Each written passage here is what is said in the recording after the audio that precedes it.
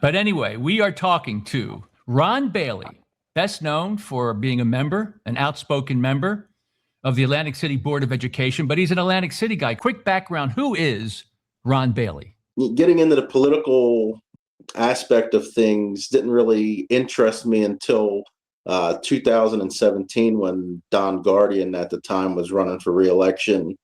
The issues that I had going on with the city and how I wanted to fight those things. And that's really when I got into the political spectrum here in Atlantic City. No holds barred. Why the heck would you join or get elected or run for a seat on the Atlantic City Board of Education? I never had the desire to run for the school board because I seen, what had happened with different videos and the stuff that John Devlin had gone through with the school board.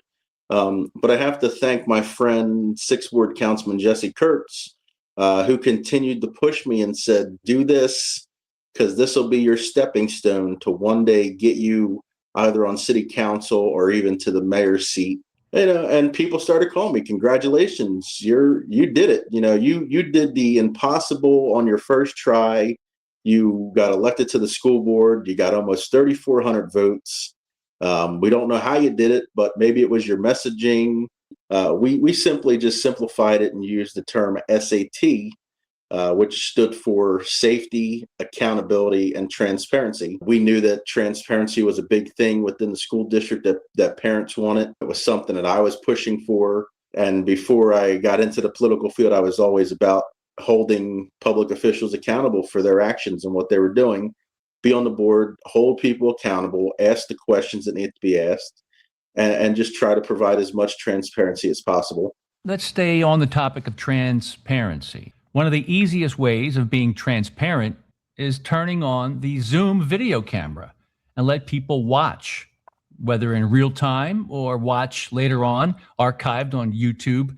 Why is the Atlantic City Board of Education, they're recording the meetings, but they won't allow people to Oprah a copy, request a copy, because the City Council of Atlantic City does a great job with live streaming. Why doesn't the school board, Ron? And I've gotten different responses when I've asked that question of why we don't record the meetings, and I've got a variety of different answers. Safety issues, we can't control who's commenting on different things.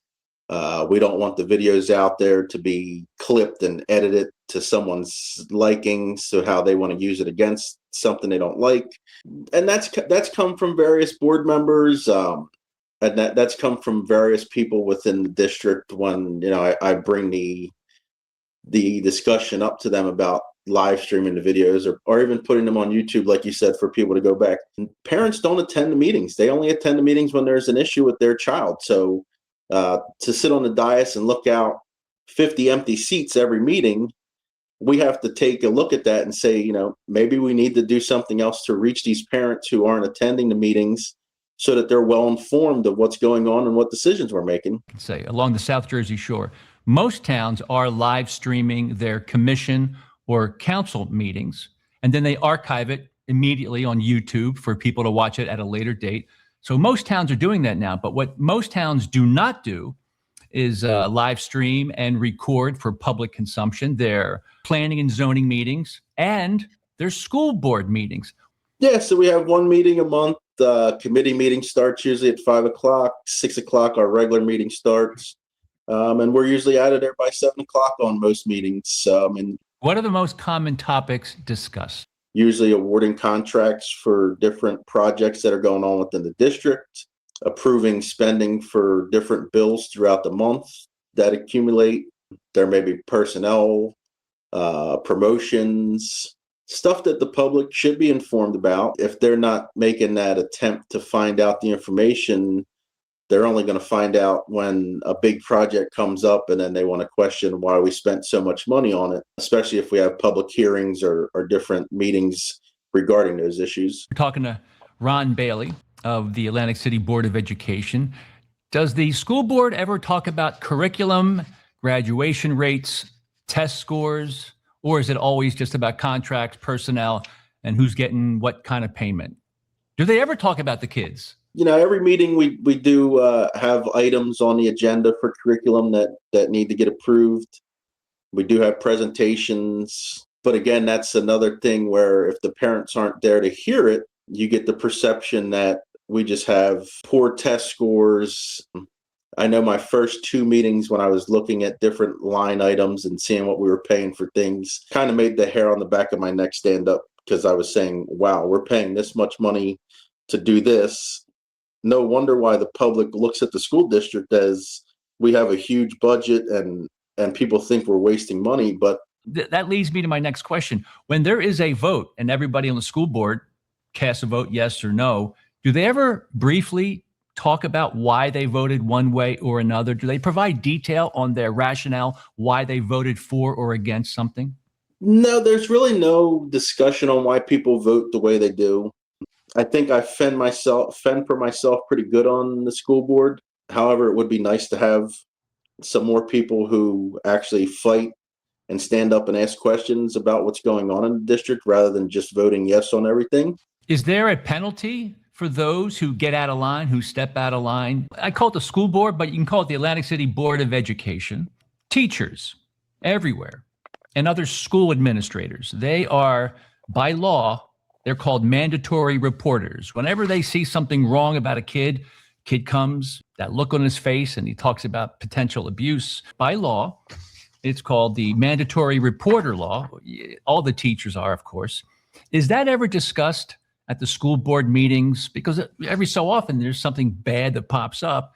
Does LaQuetta Small, the superintendent, does anybody else like Shay Steele, the president of the school board, or even Tracy Riley, the solicitor, or Carol Morris, the overseer from the state, do they ever kind of review the importance of mandatory reporter law that we all must adhere to, especially teachers, especially those that deal with kids on a daily basis? So I won't say that I've had that training within the school district itself. I did have the training through the mandated governance training that we have to do as part of our school board term. And I won't touch too much on that subject because it still has litigation going on with different suits that are going on. And the state does provide us with that training. Do you find or do you feel that the vetting process is good enough when it comes to hiring school officials, school administrators, teachers? What's the vetting process in the school district of Atlantic City to make sure you are bringing somebody in that you can trust and that they can be trusted with kids? So from what I've seen, the hiring process goes through a panel of administrators and either teachers or people from HR who interview the potential candidates for any of our open positions, then required to vote on those at the board meeting once they give us their recommendations of who should be hired for those positions. So the board's not a part of any of the steps before the final recommendation comes before us. You ready for some show and tell? Who's there right next to you? Mr. Frank Formica. You're familiar with Frank Formica of the CRDA, right? I am very familiar with Frank Formica. I actually, for a brief period of time, lived directly across the street from his bakery. Well, little birdie told me that, well, he said that you have been doing all that you can, increasing transparency with the Atlantic City School Board, getting people involved, making it easy for parents to check in to watch a school board meeting or maybe ask a question using Zoom. They're inexpensive now, these tools. The hardware and the software is so cheap, a lot of it's free. So the old excuse of it's too technologically goofy, we can't do it, or it's too expensive, those days are over. So I know you're trying to dig into it, hitting some roadblocks. And from what I understand, I think CRDA's Frank Formica, I believe that he wants to make the CRDA more accountable. Your thoughts on Frank? Do you think he's going to be able to shake up the CRDA? He just got recently appointed. He's like you. He does have an independent mind. Frank has a little more experience. He's obviously served in some higher offices in New Jersey. And I think he's probably got a good shot at getting them to be transparent. And I wouldn't even be surprised if you don't see Frank pull out his phone and just live stream the meeting off his own phone. That's the transparency part. People just need to know where the money's going. I don't understand how you don't want to show people or tell them where you're spending taxpayer dollars. That's a good shot there of Laquetta Small, Dr. Laquetta Small. Dr. Laquetta Small. I'm sure you're very friendly with this gentleman, Shay Steele, the president. He's also a fireman, right? He's an Atlantic City fireman. Yeah, Mr. Steele, he will point and say, police officer, escort this person out. You asked the wrong question. This guy, Shay Steele. How come Marty doesn't wear an American flag on his lapel? Like that great, awesome American flag behind you, Ron. Is Marty afraid to be a proud patriot, or is he secretly MAGA? I'm thinking that he is. He doesn't want to tell anybody. Me and Marty have had our frictions, but I'll give him credit. I mean, he wears that big "It's a Great Day in Atlantic City" lapel pin. So, I mean, I think that makes up for it. Okay. Who's this guy? That's a councilman, right?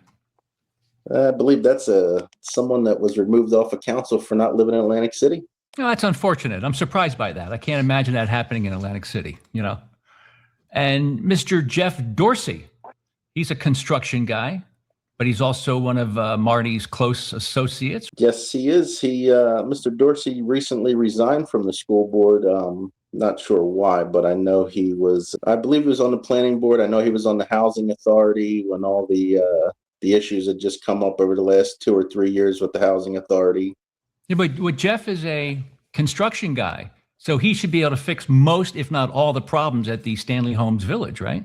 How come that didn't happen?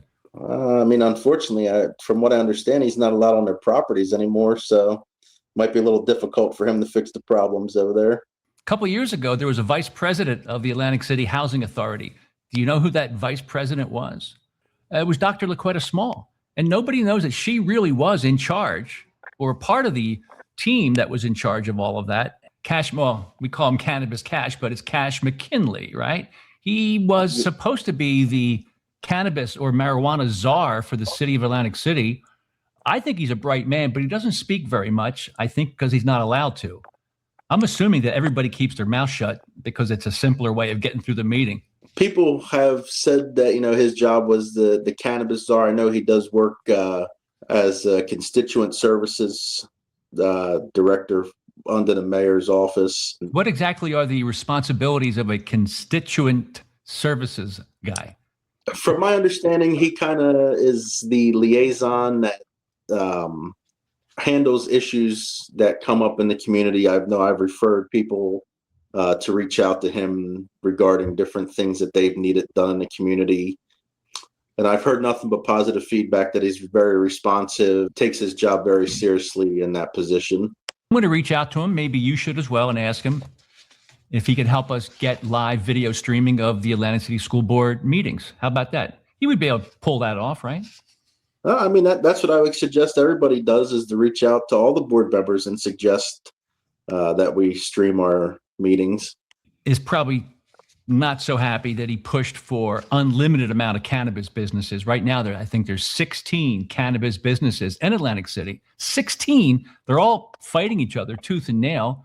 And there's a possibility there could be 30 cannabis businesses, because a lot of those forthcoming cannabis businesses are in the pipeline. So they can't be stopped, from what I understand. On the far right, I believe that she is in a very powerful position. That's Tracy Riley, the school board solicitor. But she's a bulldog for the school board. But when it comes to, is she properly representing the parents of Atlantic City, I don't think she's doing good for the parents of Atlantic City. Your thoughts on Tracy Riley, the solicitor? I mean, in the year that I've been there, I will applaud Miss Riley on the work that she's done. She's done a good job with defending the school district. She does a very good job protecting and defending the school board. But I always ask, shouldn't her job, shouldn't it also be to protect the citizens of Atlantic City and their interactions with the school district? And there's your photograph. You're up there. You look like you are just praying to the sweet baby Jesus, make this a good meeting. Is that I think you and I talked briefly about how these school board meetings and even the CRDA meetings should be held at City Hall. It's a great room, and it's properly and technologically and digitally set up perfectly. Great camera work, great lights, great audio, live Zoom and all that. The CRDA should have their meetings there. and the school board meetings should be there. I mean, I think my biggest thing is I would support moving the meetings to City Hall. Again, it's not just a matter of size. It's like you said, the technology aspect of it. People being able to gain access to the meetings, especially since we're leasing the space that we're in. So stop right there. That is what I hear some people talking about, how insane it is that you're leasing space from a third party. That's been brought up before as a expensive waste of money. Is that kind of the way I hear it? Yeah,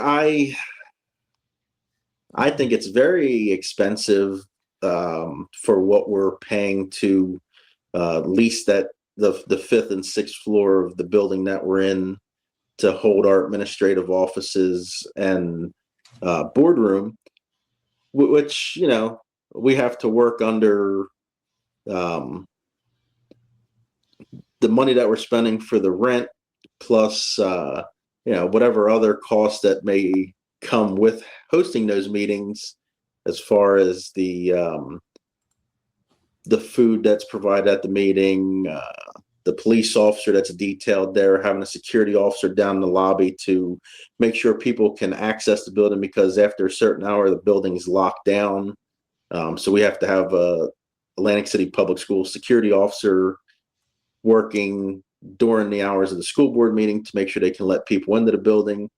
So it's just one of those things where if we were at City Hall, those doors would be unlocked. People would be able to get into the meetings without having to worry about if the door is locked. So some people, I've heard that before, where people spend all their time getting there and then, whoops, sorry, we didn't have anybody to let you in. That kind of nonsense. The last meeting, Miss Joyce Molyneux, who comes to our meetings, she had to reach out on a cell phone call to the board president to let him know that the front doors were locked. I can't sum it up any other way, but she chastised us and said that it's unacceptable, that the door should not be locked. A public meeting should have access for the public to access with no restrictions. And if the doors are locked and that security officer is doing something else, a different area of the building, and people can't get into the meeting. If there's one thing that can hold these municipalities accountable and make life better for everybody involved, and that would be live streaming of these really important meetings. But when you see somebody, whether it's a mayor or a solicitor, push back on you and say, sorry, we can't do that because there's a fear that somebody might be live on camera and pull their pants down. I've heard that before. Or they're going to manipulate the video. In reality, Brian, you've heard the phrase, they don't want to let you see how the sausage is being made. I said, how come? I just talked to the senator and I asked him, hey, how come you're not going to push LaQuetta Small and the school board of Atlantic City to turn the cameras on so we can watch how this big budget, the school board budget, is being spent? How come you're not asking to have it turned on? How come they don't want to talk about live streaming or putting up on YouTube the meetings, the school board meetings of Atlantic City? And the guy got back to me and said, they don't want you to see who's getting the contracts. It's embarrassing. Their names are always mentioned. They get the contract. And then, of course, a couple of months later, there's a change order. I like that a lot. You get to add a couple extra bucks in there. They don't want people to know who's getting what contracts.